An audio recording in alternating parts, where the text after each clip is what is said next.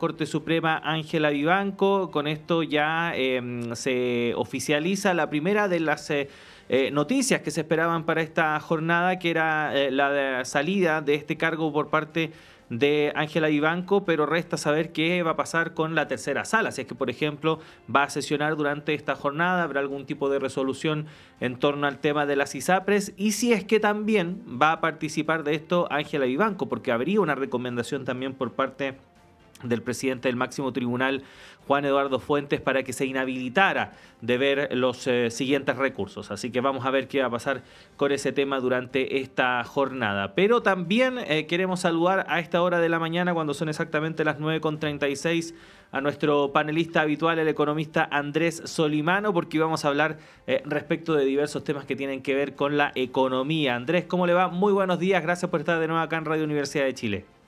Hola Claudio, un gusto de verlo, buenos días. Buenos días, Andrés. Sí queríamos conversar con usted porque hay varios temas que abordar. Uno de ellos, o varios de ellos, protagonizados por el Banco Central, que ha sido bastante protagonista durante los últimos días a partir de diversos temas. Uno, ante la posibilidad de que ahora sí comience un proceso de baja de la tasa de interés, que actualmente, recordemos, está bastante alta, producto del escenario económico, pero también respecto de esta medida que aplicó y que tiene efectos directos en la banca, este aumento de requerimiento del capital a la banca ante un escenario económico internacional incierto. ¿Qué podríamos decir respecto de todo lo que ha pasado durante estos últimos días, Andrés, a propósito del Banco Central?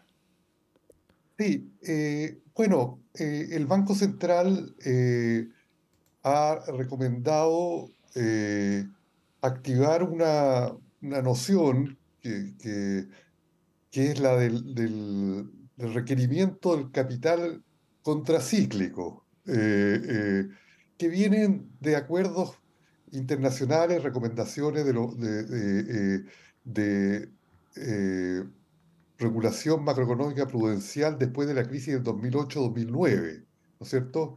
Son los acuerdos de Basilea, hay un buffer de conservación de capital, un buffer de capital contracíclico, bueno, toda una terminología un poco compleja o obstrusa para decir para que los bancos deben aumentar su capital para hacer frente a posibles contingencias adversas. Contingencias adversas pueden significar que, por ejemplo, los bancos tengan problemas para recuperar los créditos que han otorgado y se deteriore en la calidad de la cartera de activos. Contingencia puede ser, por ejemplo, que se produzcan corridas bancarias, que la gente pierde la confianza en las instituciones donde tiene sus depósitos y los saca, los retira. Ese escenario se dio, por ejemplo, fuera de Chile, en los meses de marzo, abril, en los casos del Silicon Valley Bank, Signature Bank, First Republic Bank en Estados Unidos y también el Credit Suisse de Suiza. Entonces, en ese contexto internacional turbulento, con riesgo de que ha habido bancos que han tenido que ser o rescatados, o cerrados, o adquiridos por bancos mayores, el Banco Central, a mi juicio, con bastante razón, está requiriendo que los bancos comerciales chilenos aumenten su proporción de capital, porque aumentando la proporción de capital tienen más recursos propios para hacer frente a contingencias, posibles contingencias adversas. Y fijó una cantidad de 1.500 millones de dólares para que los bancos se recapitalicen o aumenten su capital propio. Hay, esto no fue recibido con gran beneplácito por los bancos, aparentemente, porque lo encontraron que fue un poco sorpresivo y que eh, no se les anunció antes, aparentemente, pero yo creo que una medida prudente de parte del Banco Central necesaria, y hay que considerar que los bancos, Claudio, tienen recursos propios bastante abundantes, porque en el año 2022 tuvieron utilidades de todo el sistema consolidados de cerca de 6.500 millones de dólares. Es decir, no es que los bancos los pille en una situación debilitada, sino que los pilla en una situación fuerte en términos de utilidades.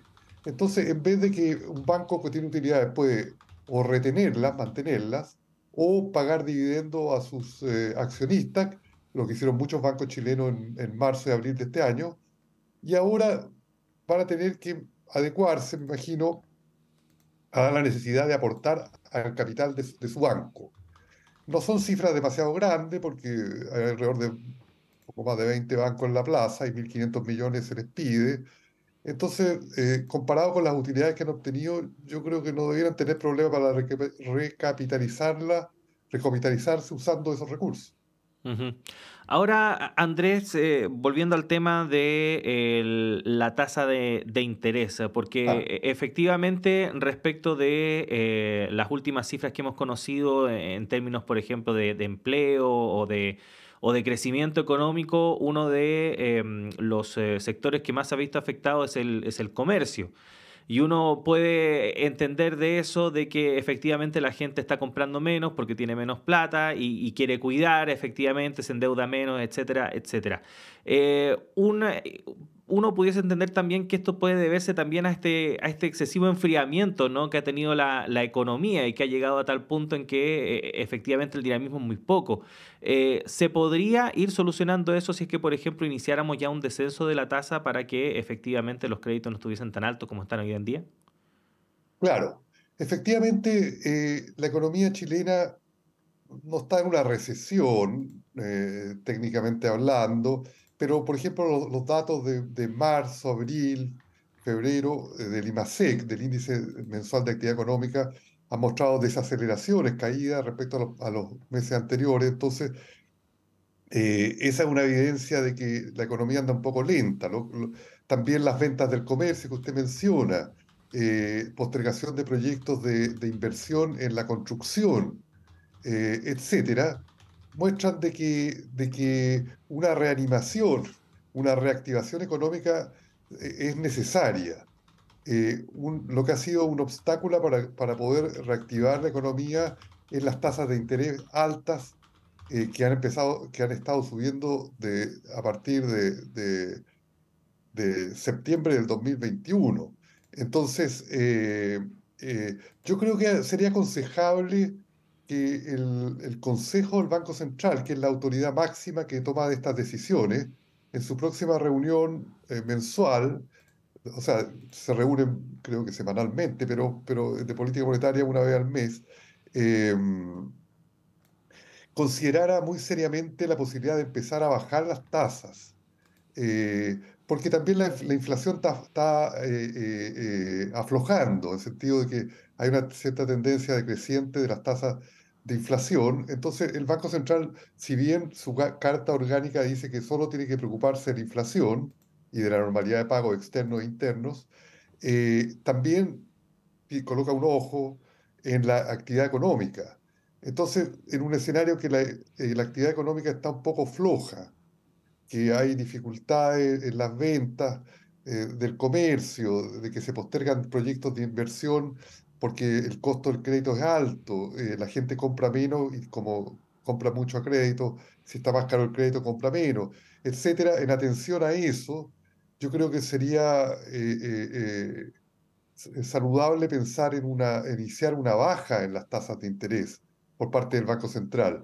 Eso abarataría el crédito de consumo, abarataría los créditos hipotecarios, abarataría los créditos de inversión y sería un impulso a la reactivación económica. Entonces, yo creo que es un curso de acción que debe ser pensado seriamente por parte del Banco Central, Ujú. del Consejo del Banco Central. Sí, Andrés, bueno, abordando otro tema también que ha marcado la agenda y que seguramente estará presente dentro de las próximas semanas en la discusión pública, es la posibilidad de que se reviva el debate en torno a la reforma tributaria en el Congreso Nacional. Recordemos que si el Ejecutivo quiere aspirar a eso, debe presentar una insistencia en el Senado, o sea, que quiere hacerlo antes del próximo año, debería presentar una insistencia en el Senado que requiere un quórum bastante alto para su aprobación. Por lo tanto, se requiere de un acuerdo transversal en la materia y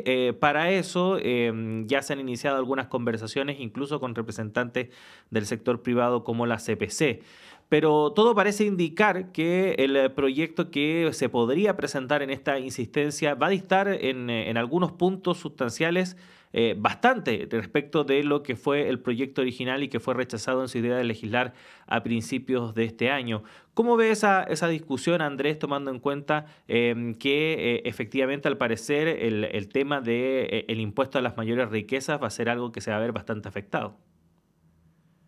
Claro, eh, creo que la reforma tributaria es una víctima de la situación política nacional, eh, en el sentido del fortalecimiento de las posiciones más de derecha, más conservadora en el Parlamento, después tanto del plebiscito del año pasado, septiembre, como se reflejó también en este plebiscito de los consejeros de mayo.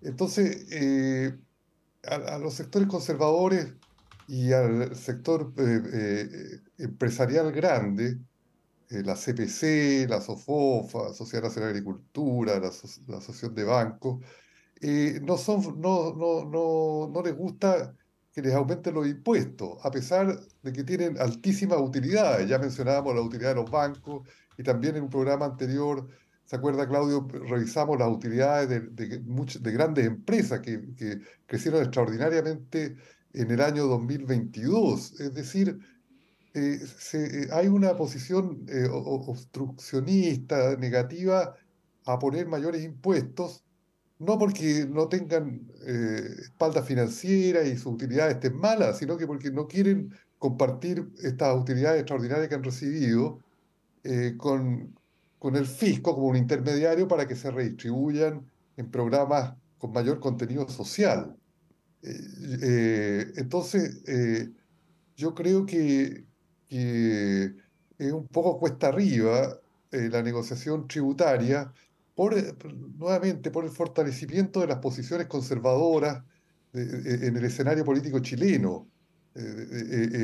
Y esas posiciones conservadoras aliadas a los intereses del gran empresariado hacen que una víctima muy fácil sean los proyectos de reforma tributaria. Eh, claro, tampoco les gusta el impuesto al alto patrimonio, que no existe en Chile, pero que yo creo que sería de toda justicia, sobre todo en márgenes razonables, y tampoco son impuestos expropiatorios, que se creen, dada el aumento muy grande de los patrimonios por estos aumentos extraordinarios de utilidades que tienen las empresas y la banca.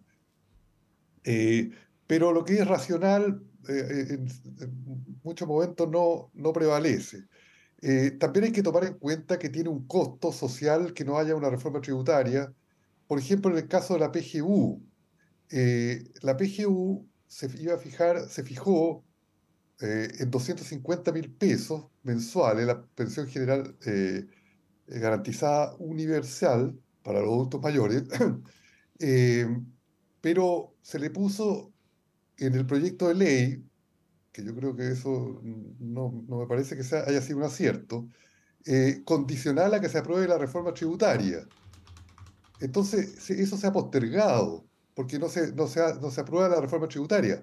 Entonces aparece 250.000 pesos, una cifra casi ya una entelequia, pero no hay que evitar lo que se llama en economía la ilusión monetaria. 250.000 luce como un número atractivo, pero hay que pensar cuál es el poder de compra de esos 250.000 pesos en kilos de pan, litros de aceite, arroz, viaje en el metro, costo de medicamentos, etcétera, y en un contexto de inflación. Entonces esos 250.000 pesos que hace un año y medio, que, o un poco más, se propuso como una cifra atractiva, hoy día, a junio del 2023, vale mucho menos. Pero queda en el aire porque depende de que se apruebe la reforma tributaria. Entonces, como un ejemplo de los costos de postergar la reforma tributaria, pero ahí fue el problema de atar a la reforma tributaria el pago de la PGU. Entonces, por dar un ejemplo, también la reforma tributaria va a financiar mayores recursos al sector salud para bajar las listas de espera, mayores recursos para cuidado adulto mayor, para cuidado de los niños, etcétera. Entonces, todo eso se va postergando por la negativa a aprobar una reforma tributaria por parte del sector conservador del espectro chileno, que lamentablemente ha tenido un crecimiento muy grande electoral y su alianza muy fuerte con el gran empresariado. Entonces, soy un poco escéptico en la materia. Yo creo que el gobierno debiera buscar otras fuentes de financiación, pero no postergar gastos sociales urgentes. En el escenario que la reforma tributaria no se ve muy halagüeña, pero todo depende de las negociaciones políticas entonces de repente esto se destraba. Ahora, el gobierno partió con una meta de 4,5%, 4,5% del PIB de recaudación y ahora va en 2,6%. O sea, también es una reforma tributaria más achicada, menos ambiciosa, más aguada. Ahora sí se aprobó el royalty. Cuidado, mi mensaje es cuidado con empezar a postergar gastos sociales. 250.000 pesos hoy día valen mucho menos que hace un año y medio cuando en poder de compra que cuando se puso la cifra. Igual el salario mínimo, que no necesariamente está atado a la reforma tributaria, pero hubo una gran euforia de que se aprobaba 500.000 pesos, pero el 500.000 pesos se va a llegar en junio del 2024, un año más. Esa cifra empezó a flotar hace como un año casi. Sí. O sea, tenemos 20% de inflación probablemente en 2 años. Por 14 del año pasado, 6 de este año, 20. O sea, 500.000 pesos de cuando se anunció el salario mínimo valen en poder de compra de moneda de poder adquisitivo constante 400.000 pesos. Entonces a la gente le dice, oiga, subió el salario mínimo a 500.000 pesos. No, señor, subió, va a subir, primero se va a pagar en un año más, y después tiene un poder de compra 20% menos que cuando se anunció el número, aproximadamente. Entonces, se está haciendo muchas veces anuncios con variables en términos nominales de monetarios, pero lo que cuenta realmente el poder de compra de ese dinero. Y ese poder de compra se va erosionando con la inflación. Entonces, los 250.000 pesos de la pensión de la PGU valen menos en poder de compra que cuando se anunció. Los 500.000 pesos de salario mínimo valen menos que cuando se anunció. Y el sistema político se toma todo el tiempo del mundo para aprobar cosas que son necesarias para hacer factibles estos números, Ujú, Claudio. sí. Bueno, una situación bastante compleja. Andrés, vamos a continuar debatiendo y hablando respecto de estos temas en una próxima sesión. Por ahora lo tengo que despedir agradeciéndole que haya estado con nosotros como